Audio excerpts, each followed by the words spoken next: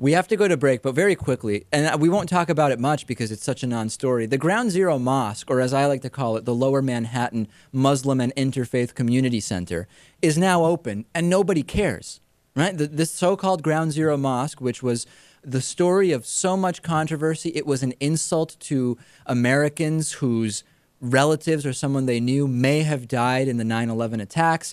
It was the cause of increased anti-Muslim sentiment. We needed hearings. We needed people to pull the rug out in terms of financing out from under the project. I guess now people are just more worried about other things like the fact that they don't have jobs. They don't really care about the Ground Zero Mosque anymore. I'm not surprised at all. It was political stunts at its best from the beginning, wasn't it? I think so, too.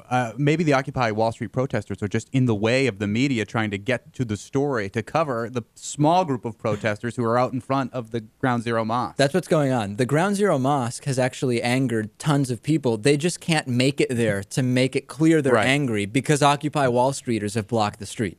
It's basically the same area. It makes sense to me.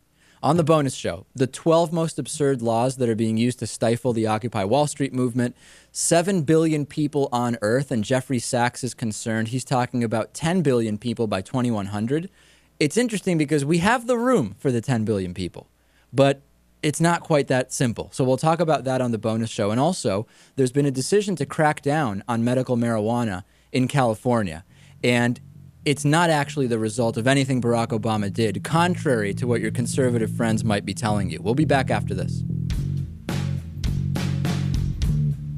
The David Pakman Show at davidpakman.com.